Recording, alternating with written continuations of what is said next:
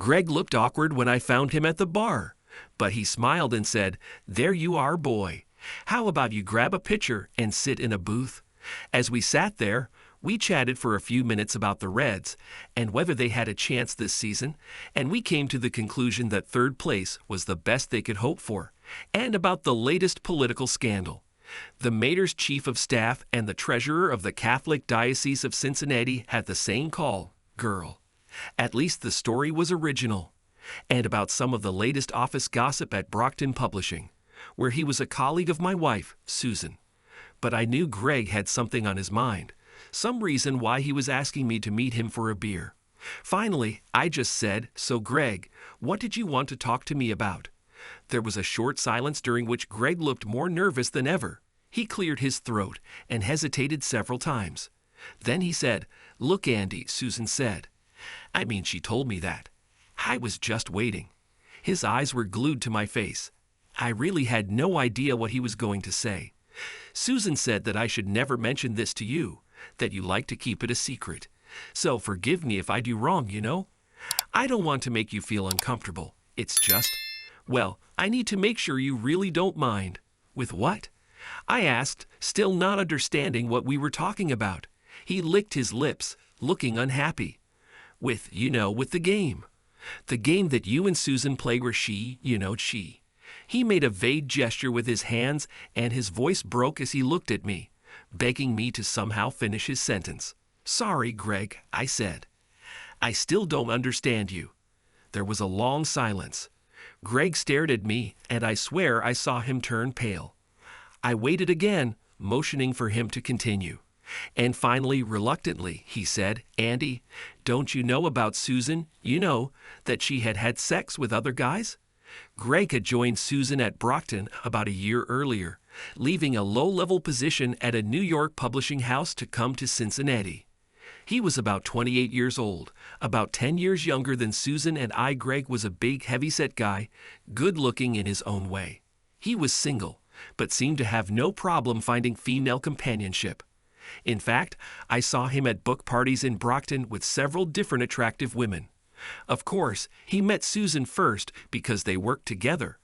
But I really liked him, having discovered that we had a common interest in baseball, which buried Susan to tears. We had gone to a couple of Reds games the previous summer and thoroughly enjoyed ourselves. We also worked out at the same gym, and from time to time, Susan and I would invite him to dinner. He was a good guy, and I enjoyed his company. However, now I felt my face turn red with anger, and I said quietly, "Greg, what the hell are you talking about?" Greg pulled back from me to the other side of the booth. He was 4 inches and 30 pounds bigger than me, but he looked completely scared. "Andy, I swear to God she told me it was a game you two played, that it turned you both on." "I don't.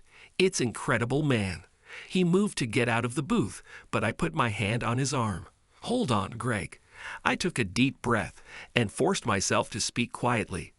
"I'll stay calm, I promise. And I'm not going to hit you or anything like that, but you can't just walk away from here.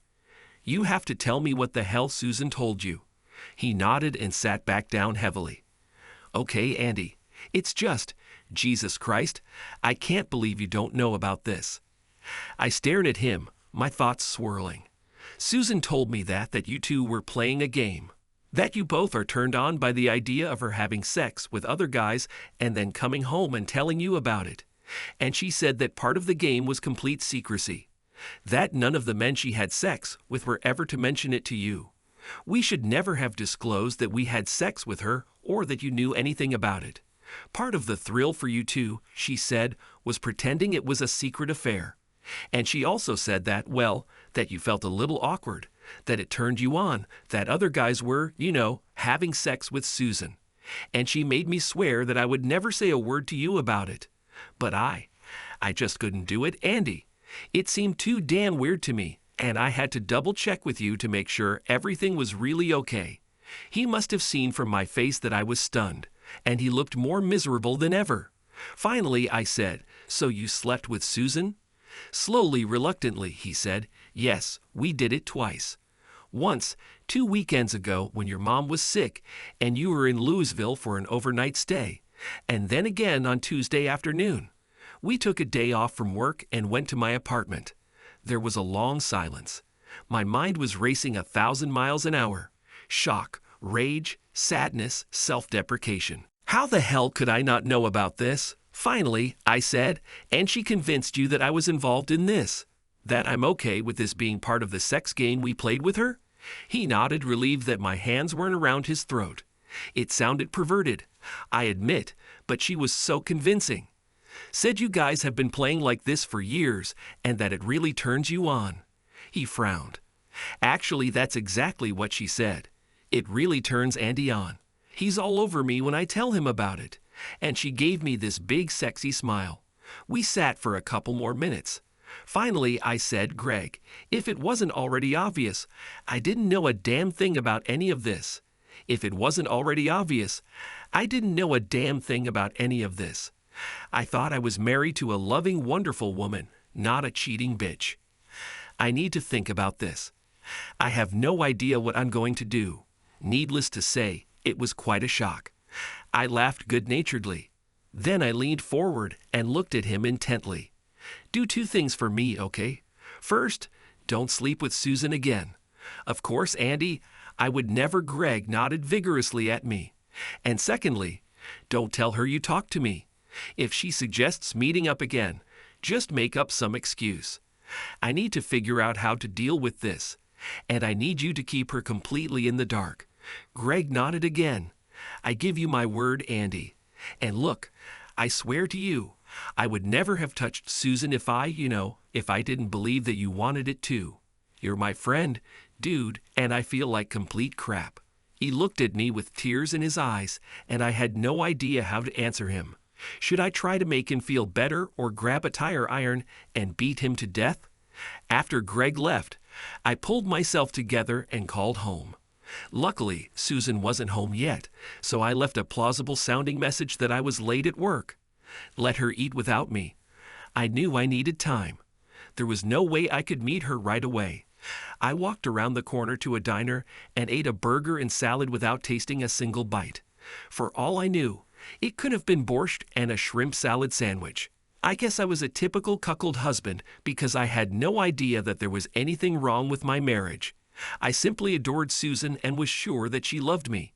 We were married 14 years, no children. A nice cozy house near Burnett Woods. 2 jobs that we enjoyed. We traveled a lot, saw friends and relatives, and generally enjoyed our life together. Susan is short and blonde, with large breasts and big curves. She was more cute than beautiful, but her sexy figure always attracted attention, and she seemed to enjoy it. In fact, she was flirty with me at the party where we first met, and for years I watched her flirt with guys at other parties we went to.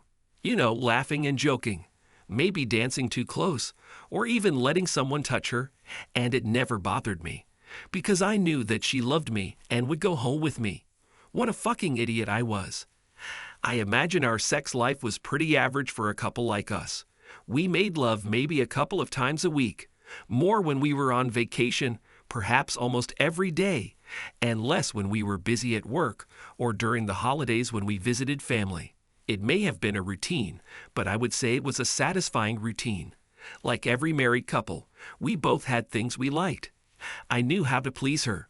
She knew how to excite me too. So what if we often did the same thing in bed? I always thought it was great, although what I had to offer probably wasn't enough to satisfy Susan. You'd think that by the time I finished dinner, I'd be ready to go home and kick my cheating wife out of the house. But I wasn't yet. It was like hearing that a loved one had died in an accident. My mind just couldn't process the news. I kept thinking that this must all be some kind of mistake, and I realized that I needed to hear the whole story from Greg. Everything Susan had told him, before I could start processing it and figure out what the hell I should do. I didn't think I could pretend to Susan that everything was normal that night, but somehow I did. She greeted me kindly, as always, and we chatted about our work days while I bought myself some ice cream. She even snuggled up to me in bed, although, thank God, she didn't seem to want to make love. I think I would have ended up just strangling her. As soon as I could tell from her breathing that she had fallen asleep, I carefully pulled away from her and rolled over to my side of the bed. I didn't even want to touch her. My dreams that night were terrible. An endless series of men having sex with Susan. Needless to say, it was a pretty terrible night. I called Greg the next morning as soon as Susan left for work and agreed to meet him for lunch. He was a little reluctant at first, but I had no trouble letting him know that I wanted to hear the whole story. Last night, I was too shocked to process everything he told me. After a morning spent staring at the wall of my office, trying and failing to concentrate on any aspect of my work, I met Greg at a small Greek restaurant on Calhoun Street. By mutual agreement, we ate first, and then I asked him to tell me the whole story again. From the very beginning, Greg, you can probably imagine that I had a hard time dealing with this last night. Actually, I didn't learn that much new. Susan went out for drinks with Greg about 3 weeks earlier and basically hit on him. She told him about our game and that she was attracted to him. That day he blew her off, mostly because he was more stunned than anything else. It seemed like such a far-fetched story, and the thought of me being a good friend and sleeping with her made him feel uncomfortable. But they talked about it several more times over the next few days, and when she told him on Friday that I was going to Louisville for the weekend, he agreed to meet her at the motel. She actually offered our house, but Greg said the idea scared him. Greg, understandably, didn't want to tell me about the sex in detail, but it was obvious that it was hot. Susan would have been desirable to almost any man, and Greg made it clear that she was passionate, athletic, and tireless. They did this 2 or 3 times every time they got together, enjoying lots of petting and exploring different positions.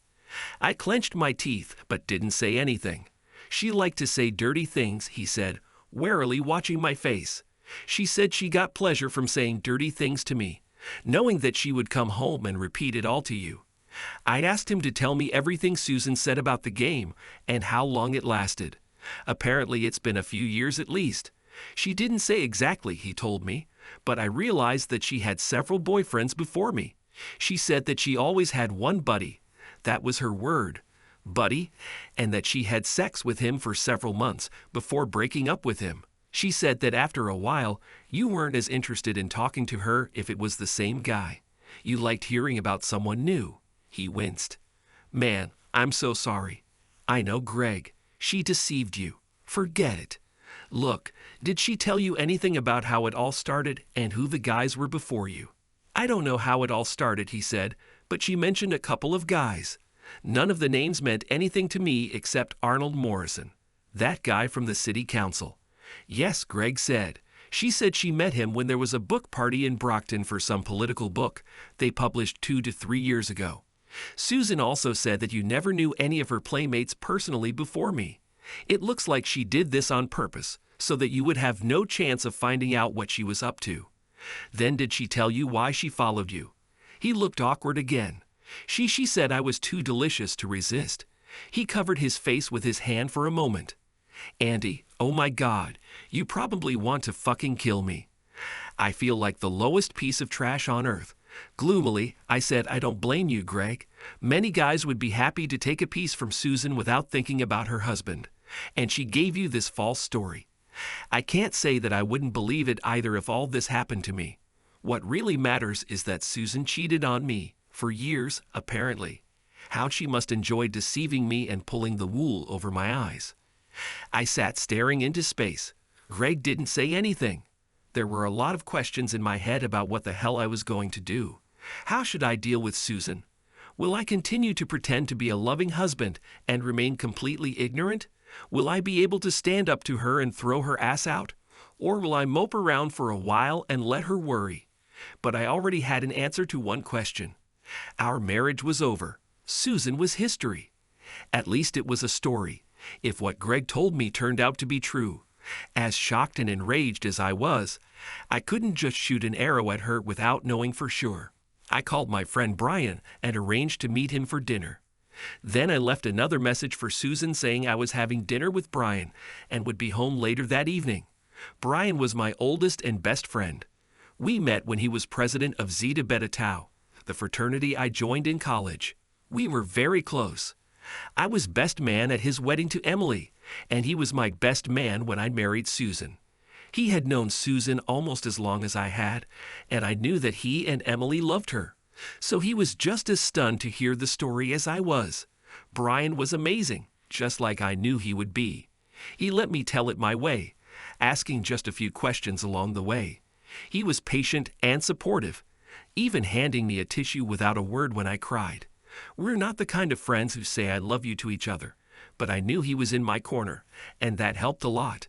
When I finally finished speaking, he quietly asked me, "Do you know what you're going to do, Andy?" "Two things," I said. So far, I'd only know two things. First, I must be absolutely sure that this is indeed true. I still can't believe it, you know. I mean, I was so sure that Susan loved me. And second, if this is true, then Susan is in for some very unpleasant times. I can't forgive and forget. That's not it. It's over between us, and from the way I'm feeling right now, it's not going to be pretty. He nodded. I can hardly blame you. Believe me.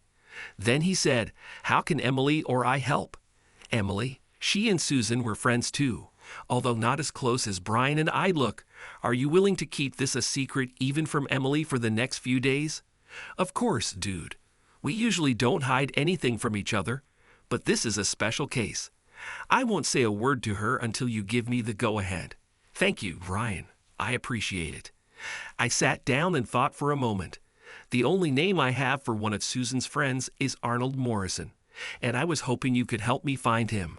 He has no idea who I am, but he'll probably want to talk to you. Brian was a political writer, a columnist for Time magazine, but he covered politics for nearly a decade for the Cincinnati Enquirer and was respected by everyone in the local political scene. "I can do this without any problems," he said, and we discussed for some time how to arrange everything. We then discussed how I should behave around Susan. Brian told me to pull myself together and pretend to be myself, not to give her even a hint that something was wrong, until I was absolutely sure about everything. I shrugged and said, "I'm not sure I can do it, but I'll try." And in fact, I did almost as well as the previous night. Again, thank God Susan pressed herself against me, but did not ask me to have sex. 2 days later, at 10:30 a.m., Brian and I sat in Arnold Morrison's large office, looking across the desk at him as he greeted Brian and me cordially. They greeted each other a little. "How are you? What does old so-and-so do?" And then he said pleasantly, "Well, Brian, what's on your mind?" He was a tall guy, just under 50. Quite handsome, I think, although a little cute, as is often the case with politicians. And he had that demeanor that many politicians have. He seemed very sincere and very interested in you. Is that what attracted Susan? I have no idea. Arnie, I'm here on a very private matter, and you can be sure that we will keep this conversation confidential. I assume you've met my friend Andy's wife, Susan Cullen. Morrison did a very good job of keeping his face straight, but I saw his eyes widen slightly. Calmly, he said, "I think I'd met her, Brian, but I don't remember exactly when or where." I leaned forward. "Mr. Morrison, I have no intention of ruining your life if you are completely honest with us, but I know you had sex with my wife, and I need to hear the whole story." The guy was a pretty cool client. I have to give him credit. He looked at us thoughtfully for a full minute, but without any panic on his face. Then he said more to Brian than to me, "Is this completely off the record?" "Totally," Brian answered. "This is not for what I write. This is a personal matter. They don't write about this. It won't reach your wife. This will stay with the three of us. And you don't write it down." "I'm not writing it down," Brian said. "Actually, I was recording. I had a little digital recorder in my jacket pocket, but neither of us told Morrison about it." He sat for another minute, still calm and thoughtful. Then he sighed. "I have a feeling I don't know the whole story either, Mr. Cullen," he said, looking at me. "Am I right that you didn't know about my, activities with Mrs. Cullen?" "Absolutely," I said. "Well," he said and stopped. "Well, yes, I had an affair with Susan about 2 years ago. We met at some publishing party at a reception on the occasion of the release of a new book." He leaned forward, looking at me intently. "But I swear to you that she told me that you know all about it. She called it a game, actually. She said that she and her husband, sorry you enjoyed her sleeping around.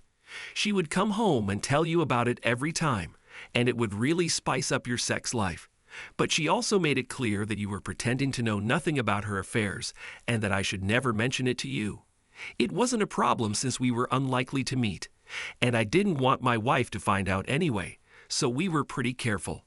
How long have you been dating her? I asked him.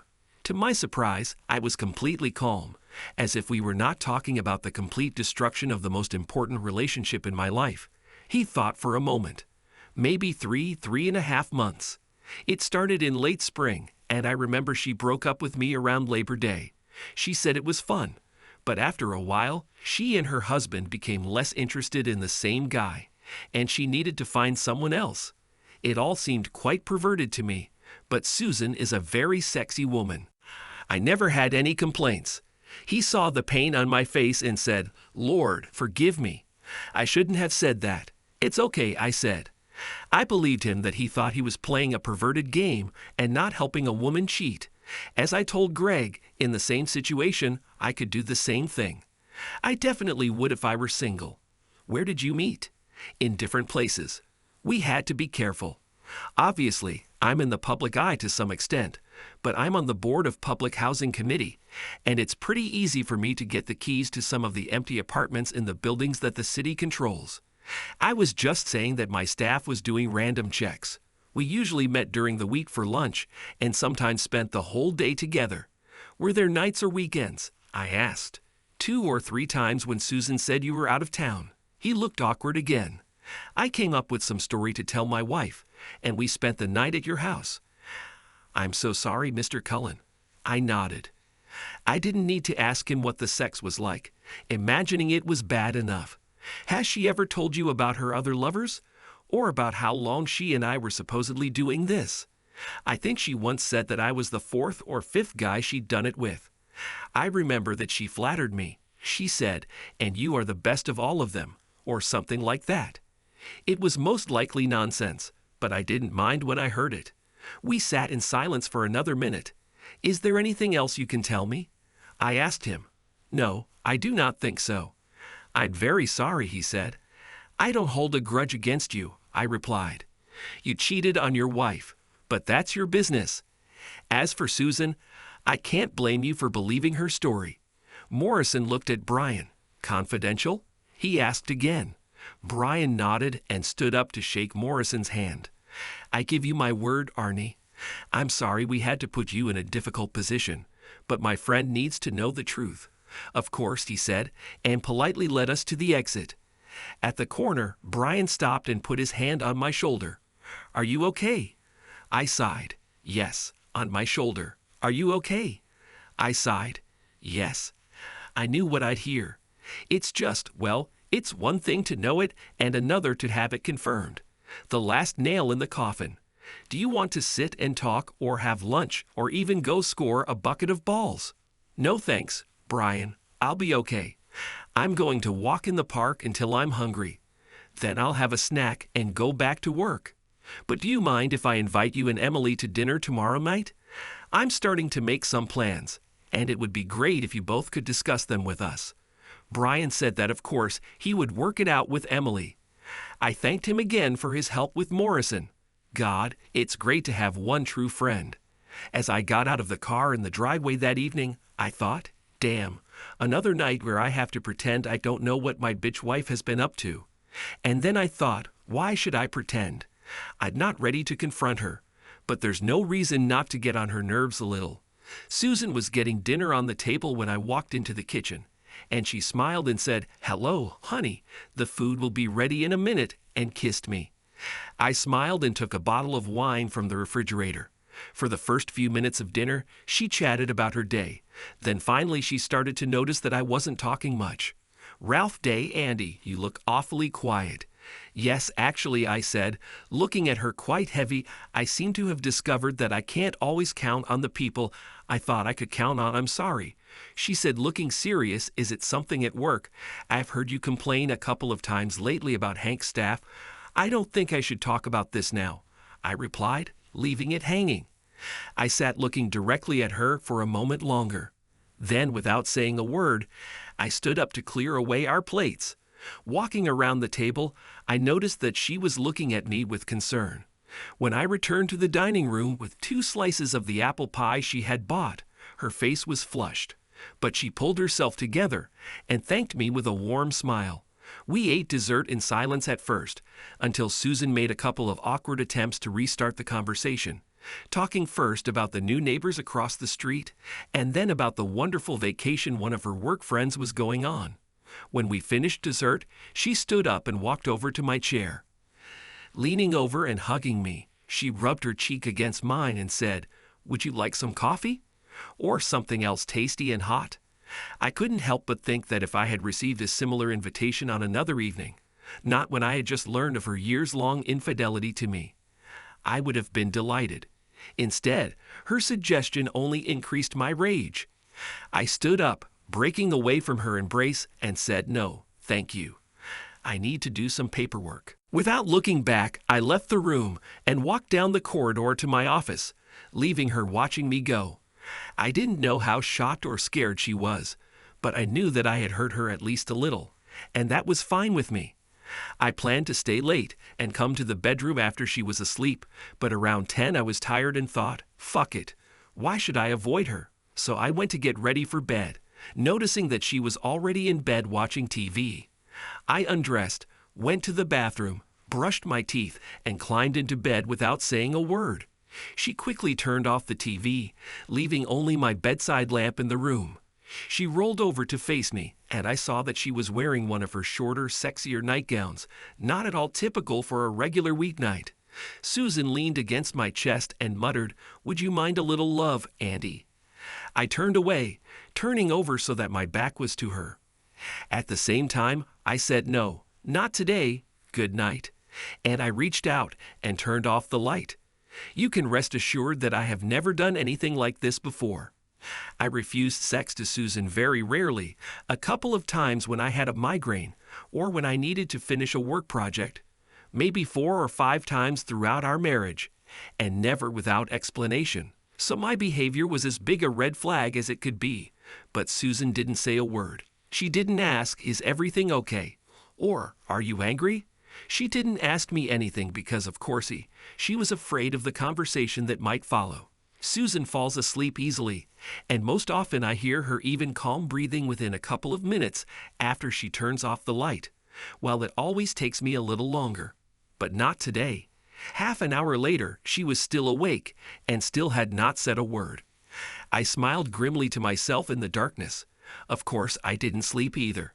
Basically, I was thinking about all the times we had sex, and I didn't even know I was getting sloppy seconds. All those times when I happily made love to the only woman in my life, thinking that I was the only man in her life. I lay awake for a long time and was very, very angry. Woke up early, took a quick shower, drank a cup of coffee, and was in the office by 7:30 without saying a word to Susan. I had a lot to do.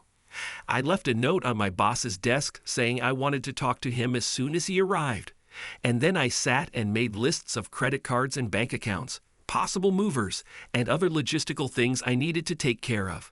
At 8:15, Lionel poked his head in and said, "Good morning, Andy. Did you want to see me?" "Yes, thank you, Lionel. Can we talk here for a minute?" I got up to close the door. I worked with Lionel Brundage for almost 10 years. I considered him not only a friend, but also a boss, and I decided that I had to trust him. "Please keep this a complete secret, okay, Lionel?" "I'm afraid I have bad news. I found out that Susan cheated on me, and I'm going to leave her. As soon as I can, really. So I wanted to know the name of that bounty hunter who called you about me last year. One executive search firm showed interest in me, although the conversation never went very far, because at the time I was perfectly happy to stay where I was. Lionel was stunned and said so. In fact, the word Jesus featured prominently in his first remarks. But as we discussed everything, he got over his shock and wanted to be helpful, just as I had hoped. By 10:15 a.m., I called the company and spoke with the guy who was interested in me last year. At 10:45 a.m., I faxed my resume to him, and at 2:25 p.m., we were on the phone again, discussing 3 suitable positions. The best one was working as a fundraiser for a large nonprofit organization in Chicago. The job was much like what I was doing now, but with more support staff, and the salary would have been at least 20% higher. They had been trying to fill the vacancy for almost 4 months and were ready to act quickly. I told the headhunter to let the nonprofit know that I was interested and could get an interview as soon as possible. I was getting ready to leave the office at about 5:50 when the phone rang and a loud voice said, "Mr. Cullen, I'm Ted Ruska with Global Resources in Chicago. I understand you might be interested in our position on fundraising." We had an amazing conversation for almost half an hour, at the end of which he invited me to Chicago to meet with the board of directors. The trip will take place in 2 days, and I gladly accepted the invitation. Dinner with Brian and Emily was both reassuring and painful, encouraging because it reminded me that I have 2 truly amazing friends supporting me. Painful because I had to tell Emily the story, which meant going through it all again. She was stunned and full of compassion and concern for me, and just furious with Susan. "What a bitch," she said quietly, and I saw that her fists clench. I just can't believe it. She looked at me, and seeing the pain on my face, her gaze softened. "I'm so sorry, Andy," she said, taking my hand. "What can Brian and I do to help?" "Just be my friends," I said, wiping away a couple of tears. "I know I can get through this, but I have to admit that being myself right now kind of sucks. But knowing that I have you 2 to talk to helps a lot." Brian squeezed my shoulder, and they both told me how much they wanted to help in any way they could. We ate our dinners, and I told them my plans. Get a job out of town and just disappear. I wasn't interested in destroying Susan or publicly humiliating her. I just wanted to leave, and I wanted her to wake up one day and suddenly find that her marriage was over. Her husband was gone. That would be punishment enough. I told them about a potential job in Chicago. This sounds very promising, and if everything works out, I will almost certainly agree, and then I'll just disappear and let Susan go crazy trying to find me. I knew I couldn't hide forever, but I intended to explain my situation to my new employers and ask them to hold off on publicly announcing my hiring for a month or so. With a new cell phone number and a new email account and Leonel's cooperation at work, I was confident that I could remain undetected for a couple of weeks, long enough to cause Susan some distress. So when this all blows over, I'm going to ask you guys to lie for me because I'm sure you'll be the first one she calls. Just tell her that you don't know anything about it." Emily smiled grimly. "And to think, I considered her one of my best friends. Andy, you know you can count on us. And I'm looking forward to telling her what I think when she calls." "This selfish liar." "Well," she said, a little embarrassed, "I think you can understand what I think about what she did. Does this mean I can count on you to be faithful to me, baby?" Brian asked, teasingly. She playfully slapped his arm. "Yeah, that means. And you better not have anything behind my back, big guy, unless you want to be left without your dignity. Have anything behind my back, big guy, unless you want to be left without your dignity." We all burst into laughter, and our dinner turned into a relaxed evening full of humor and affection. I had almost was able to forget about the suffering and rage that I carried within me nonstop for several days. When I returned home, it was late. The bedroom was dark, but Susan was still awake. During the workday, she sent me several friendly, light-hearted emails. But the only thing I did was send a short reply, reminding her that I would be home late after dinner. I didn't say with whom. "Hey, baby." Her voice rang out in the darkness, delightfully relaxed and sleepy. I was painfully reminded of how much I loved Susan and how sexy I still found her. If only this were all just a nightmare. If only I could believe that I still have a faithful, loving wife and dive into her arms. How was dinner? "I missed you today." "Everything was fine," I said bluntly. "I had dinner with Brian and Emily. It's nice to have friends, people you can trust." She sat down. "But why not?" She left the question unfinished, just like the night before she was afraid to say anything that might lead to a conversation she didn't want to have. And so she was stuck. "Ta shit," I thought to myself. Instead of saying anything else, Susan waited silently while I got ready for bed, and when I lay down, she rolled over and took me in her arms. "You failed me last night, baby," she purred in my ear, pressing her beautiful soft breasts against me. "Any chance I'll get some of that good love today?" I chuckled to myself. "I'm sorry, Susan," I said, turning away from her hug. "I'm still worried about the problem I told you about, and I'm really not in the mood." I could practically hear her mind racing. After silence, she said, "Okay, honey, I understand, but I hope we make love soon. I miss you so much." She lovingly stroked my arms and shoulders and then moved to her side of the bed. Once again, it took her quite a long time to fall asleep, and it took me even more time. Over the next few days, everything moved quickly.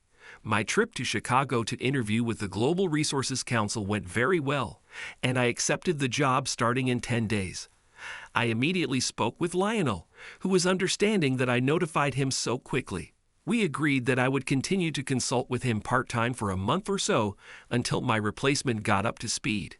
I owed him a lot, and I made sure he knew I wouldn't let him down. 4 days later, I made a second trip to Chicago, working with a real estate agent whom Ted Ruska knew, and found a nice 2-bedroom apartment just minutes from my new office.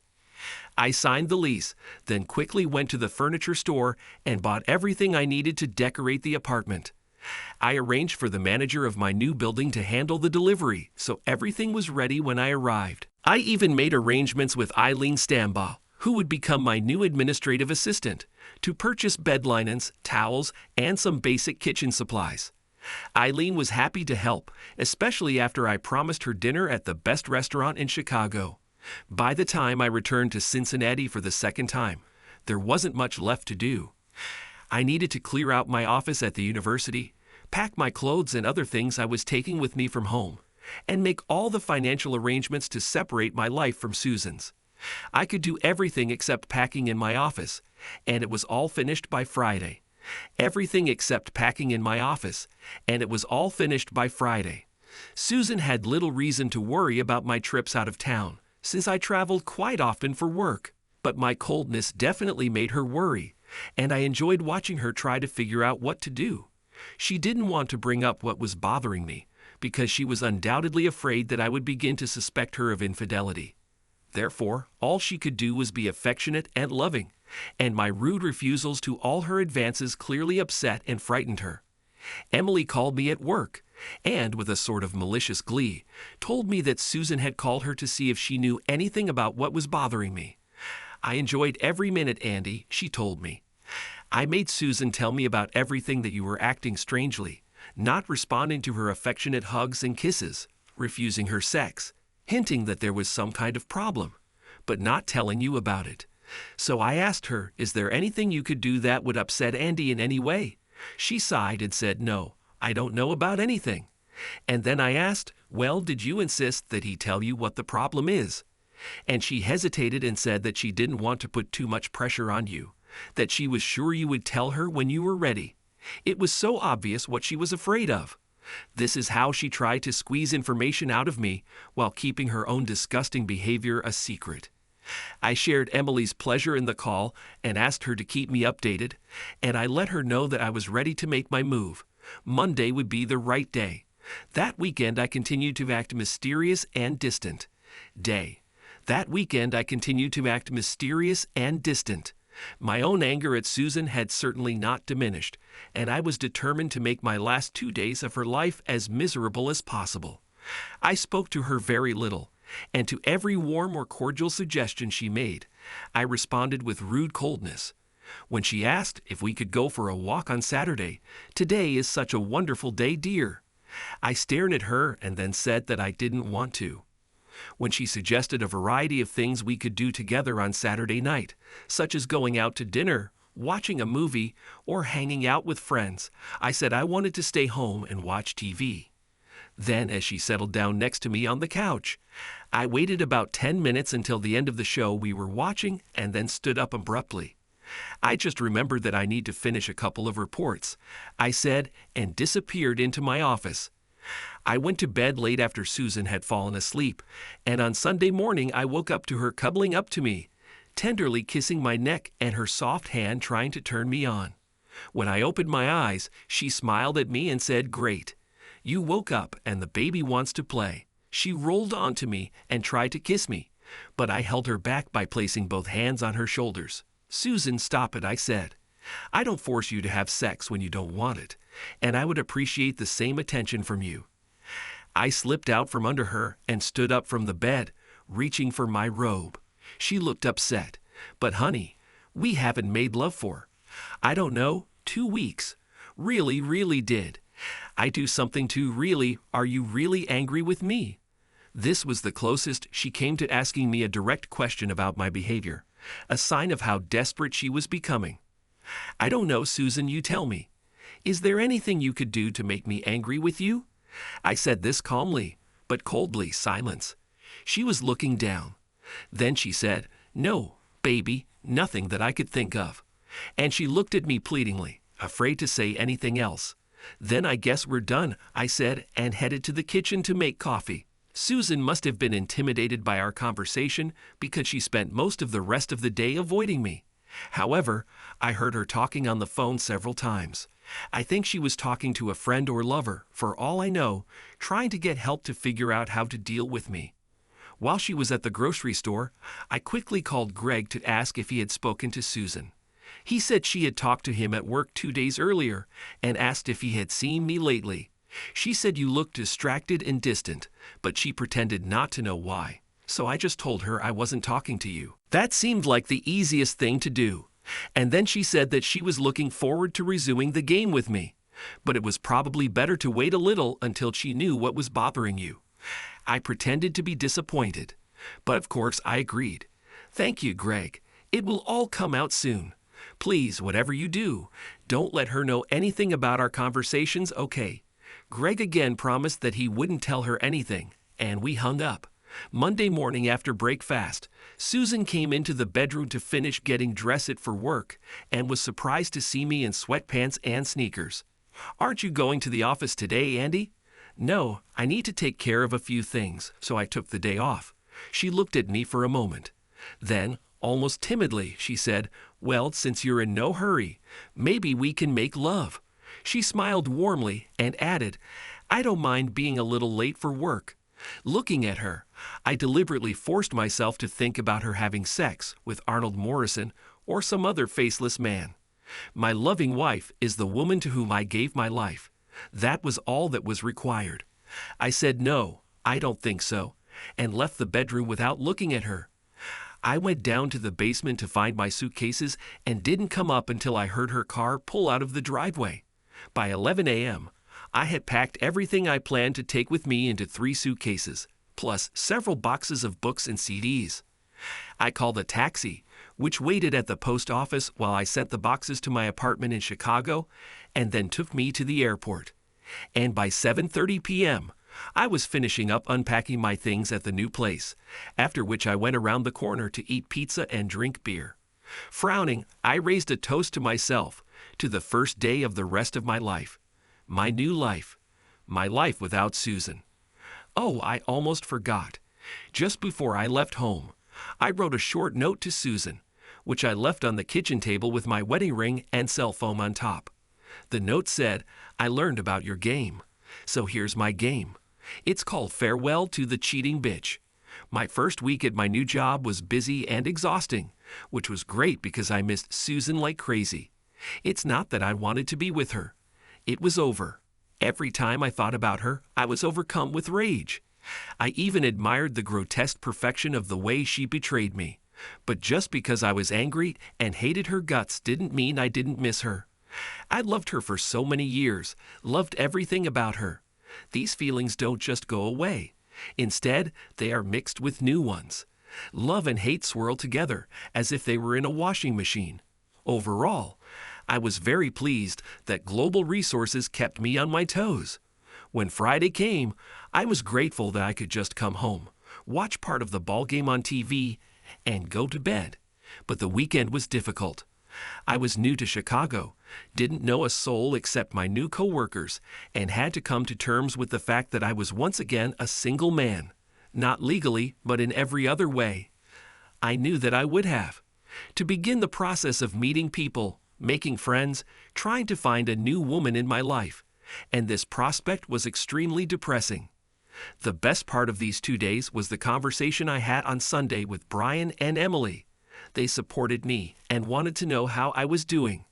I told them my new address and phone number, once again swearing them to secrecy, and Emily was just eager to tell me about meeting Susan. She called us on Monday evening during dinner. She was almost hysterical. She was crying so hard I could barely understand her. But eventually I made out what she was saying. Understand her. But eventually I made out what she was saying. He's gone. Andy's gone. She couldn't calm down, and I told her that I'd be there right away. When I arrived, she was in terrible condition. Her hair was a mess, her makeup was smudged with tears, and she could barely speak coherently. I poured her a drink and then sat down and played sympathetic friend. God, how fun it was. I let her tell me everything about how she came home from work and found you gone and your engagement ring lying on the table. I asked her why on earth would you do that, and if you left a note or something. And then Emily said with glee she looked at me and cried even harder.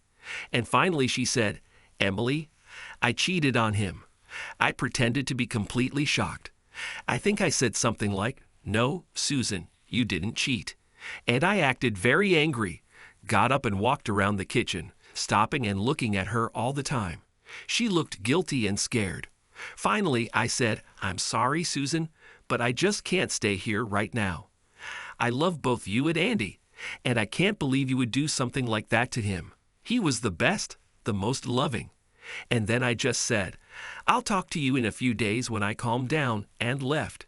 I left her right there in the kitchen, with tears in my eyes. Even over the phone, it was easy to hear the satisfaction in Emily's voice. I knew that Susan would be frantic to find me.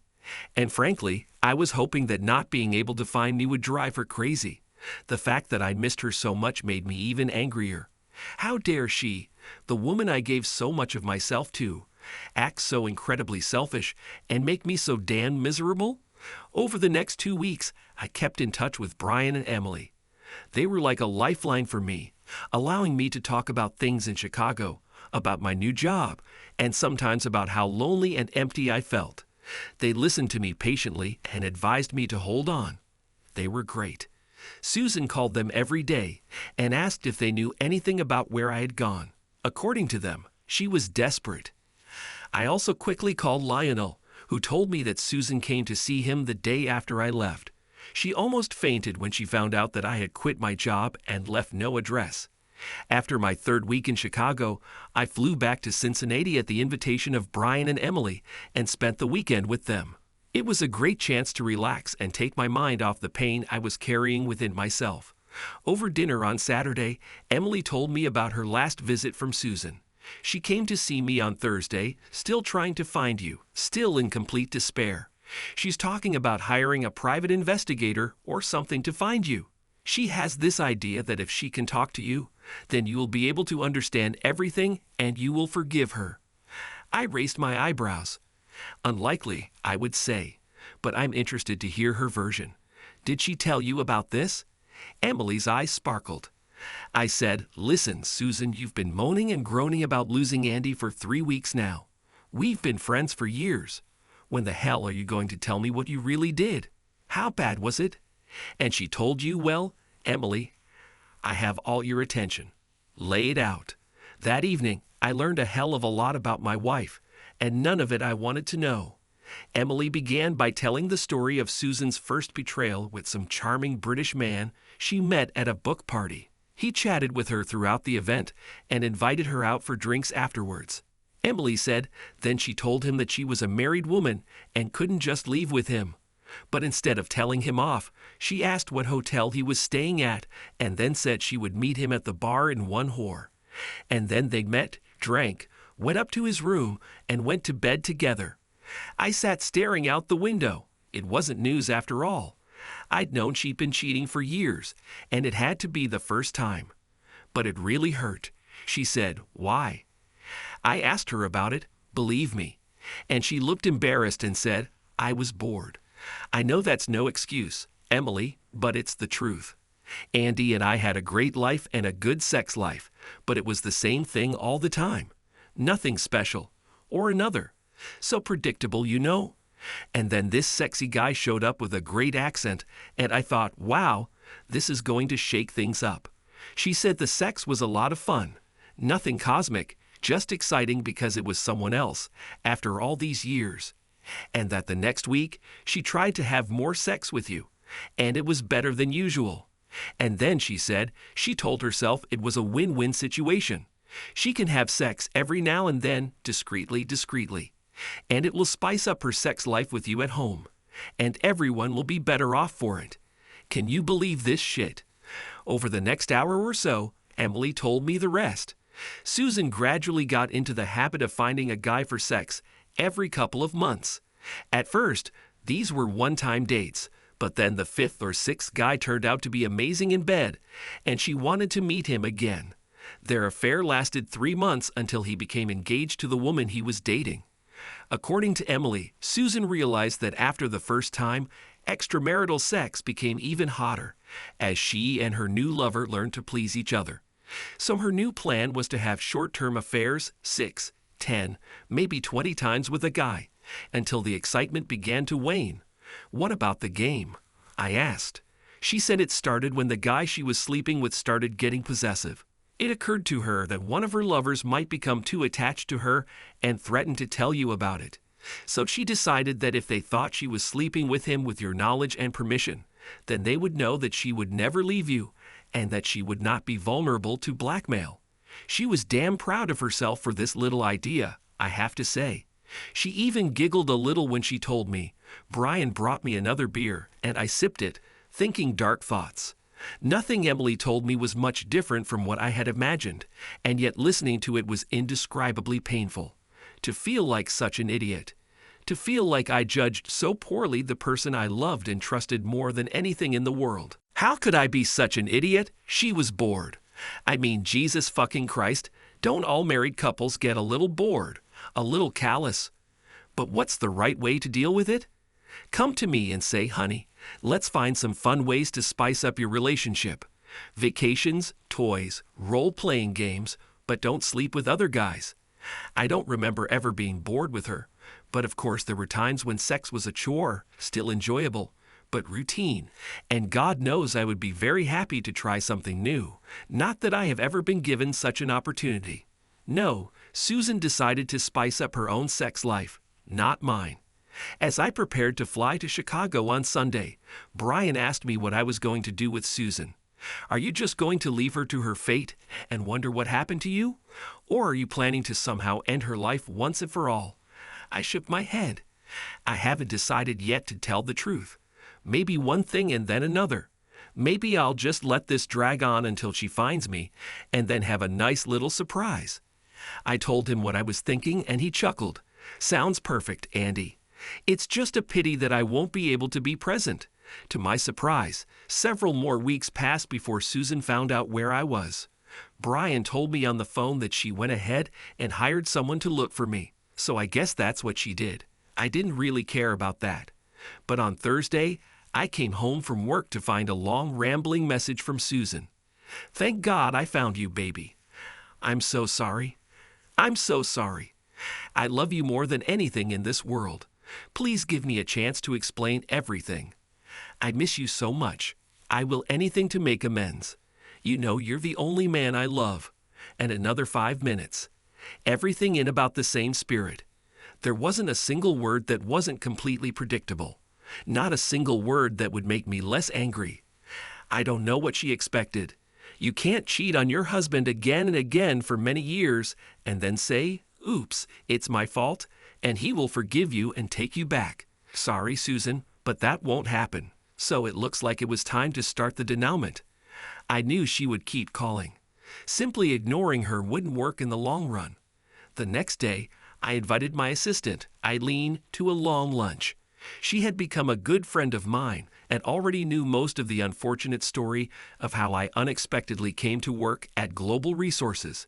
She was a pleasant middle-aged lady, married with 3 children and very smart. In fact, the best assistant I ever had. I told her what I was planning for Susan, and she threw her head back and laughed. "I like it, Andy. I can't think of anything more appropriate." She laughed again. She seemed delighted with my idea. "Yes, but I'll need help finding someone." "I'm not very, let me try." "Okay." She interrupted me. "I have a couple of ideas. Before you do anything else, give me a few days." I raised my eyebrows in confusion. "Is it true?" She nodded, smiling, and I said, "Well, okay. But that's hardly what your administrative assistant is typically asked to do." We both laughed. Susan kept calling, at least every other day for the next 2 weeks. Her messages were shorter, but they weren't anything new, and they certainly didn't make me want to talk to her, let alone forgive her or let her back into my life. On Monday, as I was packing my things and getting ready to leave work, Eileen stopped by to see me. "Everything is ready. I have someone perfect for you. Just tell me the day and time, and I'll give her your address." I looked skeptical. Will I be happy with this person? For that matter, Eileen, who the hell is she and how did you talk her into it? This isn't quite right. "Shay," she said with a smile. "She'll be perfect, and she really wants to do it. I told her about your situation, and she could hardly wait. She was burning with impatience. And you won't tell me who it is." "No," she said, grinning like a Cheshire cat. "But trust me, boss, you won't be disappointed." The next day, I left a message on Susan's answering machine. "It's me. If you really want to explain everything, you have one chance. This Saturday at 1 o'clock in the afternoon in my apartment in Chicago. Don't come early and don't be late. I'll give you 1 hour. Here's the address. Leave me a message back to confirm you'll be coming." That evening, I didn't answer the phone. Instead, I listened as Susan left me an excited message. "Oh my God. Thank you, baby. Thank you. I love you so much. Of course, I'll be there on Saturday. Thank you for this chance. I know I can make you understand. I'm so sorry I hurt you, and I want to spend the next 60 years making amends to you," etc. The next day, Wednesday, I spoke with Eileen. "I made an appointment for 13 macro on Saturday. Can you ask your mysterious woman to be at my house no later than 12? "Of course," she said, "but you have to promise that you'll call and tell me the whole story when it's all over. This will be my reward." Emily told me over the phone how excited Susan was. I swear, Andy, she has no idea about anything. She really thinks she'll get you back, like all she has to do is tell you how sorry she is. Honestly, I don't understand how she could fool me like that. We've been friends for almost 15 years, and we talked about everything. About our husbands, about work, about families. And now that I know how selfish and cruel she can be, even if she doesn't see it, of course, I can only wonder how blind I was. I laughed a little bitterly. "Listen, Emily, how do you think I feel? I was married to her all this time. I think the real lesson is that people like you, Brian and me, decent, trusting people, people who care about others, usually make the mistake of assuming that the rest of the world is like us. But Susan is not. I spent Saturday morning cleaning out my apartment, getting everything in proper shape. I didn't want to look or feel like a victim. I wanted the apartment to look like the home of a happy single guy. The newspapers were thrown into the trash can. The books were neatly placed on the shelves. Everything was wiped down and cleaned. There were even flowers in a vase on the table. When the doorbell rang a little after 12 noon, I opened the door with some trepidation. "Hello, please." "What?" "Christina." "Hello, Andy," she giggled. Maybe I should say surprise Andy. Christine Hansen worked as a program specialist at Global Resources and was one of the first people I met when I started working there. She was about 30 or so, which made her about 8 years younger than me. And she was stunning. Christina was short, slender, with black hair and the most amazing green eyes I had ever seen. She was elegant and stylish, but at the same time had a surprisingly relaxed and friendly way of communicating with people. She was simply one of the most beautiful women I've ever met. And of course, I was shocked by her appearance when I first met her. But I was also shocked by what Susan had done to me, and was in the middle of my first couple of days at a new job and in a new city, and was busy trying to remember the names of the other 12 people I was introduced to at the same time. However, I thought about her often. We saw each other several times a week, in passing or at senior staff meetings, and she was always cordial and cheerful. She seemed to like me, although I wasn't sure if it was just her natural sociability and friendliness. I knew she wasn't wearing a wedding ring, but it was almost impossible for a woman as gorgeous as Christina not to have a boyfriend. So I put her out of my mind as something more than just a co-worker I liked and really enjoyed looking at. It didn't even occur to me to ask Eileen about her and if she was seeing anyone. Now, when she looked around my apartment with an approving expression on her face, I was completely at a loss. "Christine, Eileen told you about today, right? About my wife and what I was planning." She smiled broadly at me. "Absolutely." She gestured to the shopping bag she had brought with her and said, "I have everything I need here." But I was still unsure, still amazed actually. "Do you understand that you will? This time Christina laughed and gently stroked my cheek with the back of her hand. "Yes, Andy, I understand. Eileen told me all about your situation, what you found out about your wife and all that." She looked more serious and continued, Let's just say I went through something similar with my ex-fiance a little over a year ago, and it's not hard for me to understand how you feel." "I'm really sorry," I said. "I had no idea."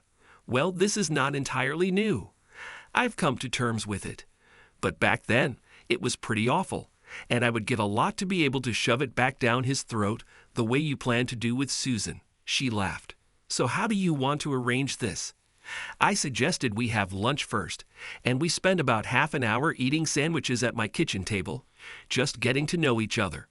I already knew how attractive Christina was, but this dinner confirmed that she is also very smart, funny, and considerate. I wondered if she would be willing to go on a date with me, but that was a question for another day. When it was about 12:45, I said, "Christina, if you're sure you're ready for this, maybe it's time for you to go to the bedroom." "I'm ready," she said brightly. We decided what would be our signal. Then she leaned over and kissed me on the cheek. "This will hurt, Andy. She's been a part of your life for a long time. Don't expect it to be easy, but I will do my best. I promise you that." And with a smile, she disappeared into my bedroom, leaving the door slightly open. I smiled to myself as I put the dishes away and waited for Susan to arrive. The fact that Christina and not a stranger became part of today's celebration was a very pleasant surprise. The doorbell rang at 12:58, and I tried to prepare myself for what was to come. Susan stood in the doorway, smiling bravely. She looked scared but beautiful at the same time. She put on an outfit she knew I liked, did some makeup, and appeared to have a new haircut. "Hi, Andy," she said quietly, looking like she was about to hug me, but I quickly stepped back, inviting her to enter. "Hi, Susan," I said quietly. "Would you like something to drink?" I bustled around the kitchen for a minute, getting a soda for her and one for myself. I was upset by how fast my heart was beating, how much I was affected by the mixture of love and rage inside me. I knew I needed to calm down and find a way to deal with it. When we sat down, she leaned across the table, looking at me invitingly, and tried to take my hands, but I kept them on my side of the table. "Okay, Susan, you're here, and I'll listen to you of the table. Okay, Susan, you're here, and I'll listen to you, even though I don't think you deserve it." She took a deep breath. "Baby, I'm so sorry. I did wrong, terribly wrong, and I know I caused you so much pain. I was so selfish, so blind and stupid. So that's enough," I said, interrupting her and raising my hand. "I don't want to hear how sorry you are, how much you love me, that it was a mistake, that I had nothing to do with it, that it was just sex. Understood? Don't treat me like an idiot. You slept with other men, a whole string of them, behind my back for years." "I'm right?" Shocked by my rage, she nodded her head hesitantly. "But honey, do you remember our wedding vows?" I asked aggressively, again not letting her finish. "Abandon all others? Do you remember agreeing to this, Susan?" She nodded again, her face pale. She didn't seem to expect our conversation to go this way, although I couldn't imagine why not. What the hell did she think I'd say? "No problem, honey." Fine. We swore fidelity to each other for life. And then at some point, you decided to hell with it and started cheating with whoever you wanted. Tell me, Susan, how many men were there? I don't know, baby. 10, 20, 50? It was, I don't know, probably 20. She looked very worried. And how many times did you sleep with them? How many times have you betrayed me? I sat and waited, realizing that I was breathing heavily. My face probably turned red too. I don't know, baby. She looked at me, hoping for sympathy. Her eyes began to water. Think of it, Susan. Do the math. I'm not in a hurry. I think it will be probably about a couple hundred. Now she was looking down, unable to return my angry gaze. Okay, let's call it 200. It's a nice round number. Tell me, how many of these times were in our house? In our bed? In our marital bed? I practically screamed. She answered very quietly. I guess about, I don't know, Andy, maybe 30. There was silence. So now that we've got that out of the way, just so we know exactly what we're talking about here, please feel free to explain, Susan. Please tell me why, after what you did, I have to waste time being in the same room with you. Because I love you, Andy. You are the only man She was already crying, sobbing between words. The only man I have ever loved. You mean everything to me.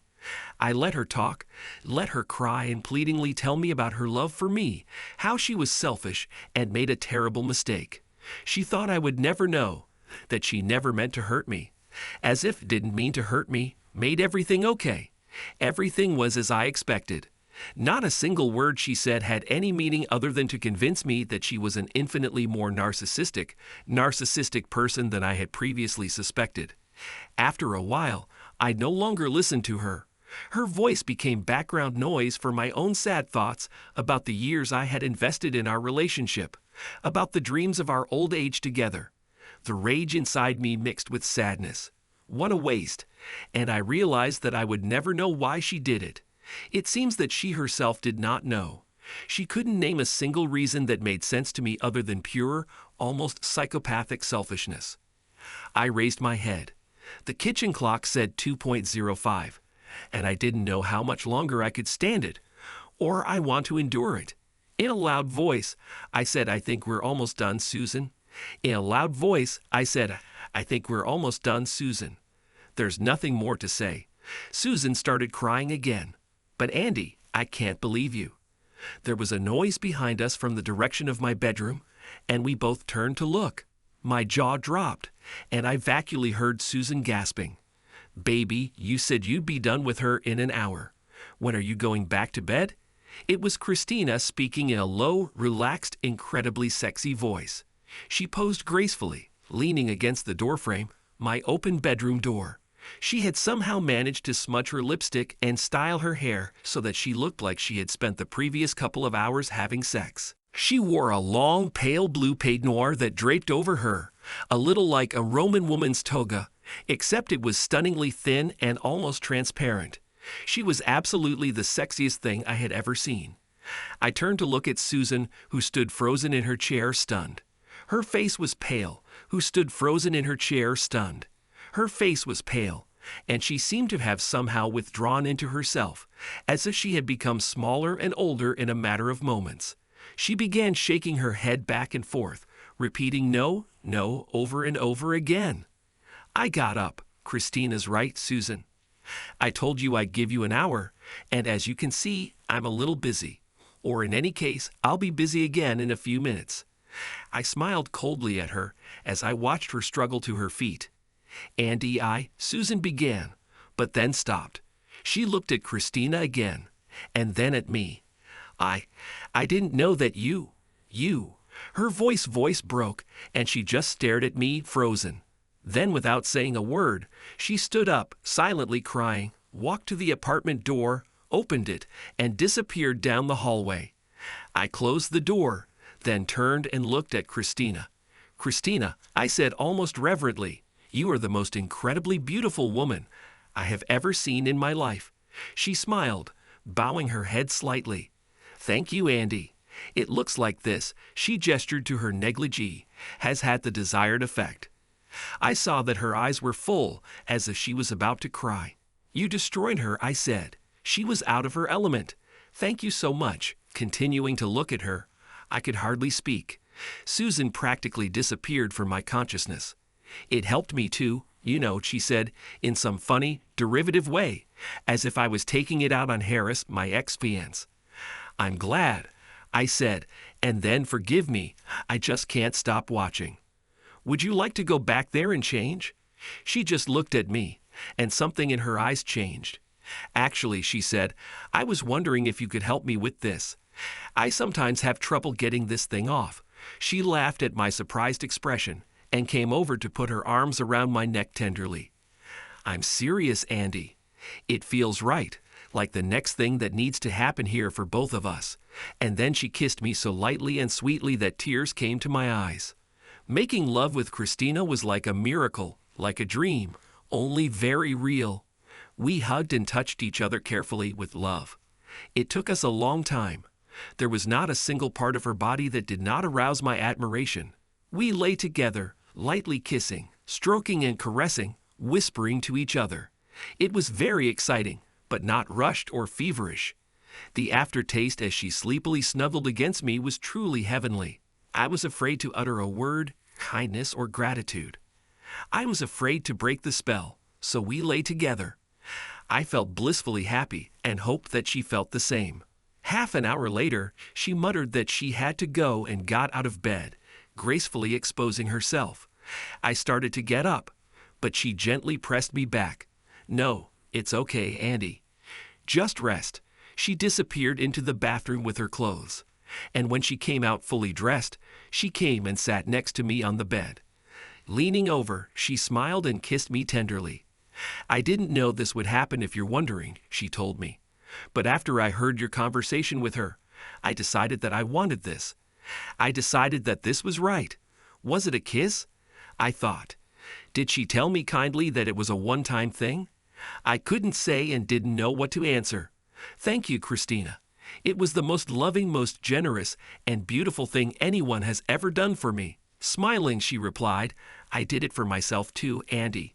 And you did a lot of good for me, not just for my ego.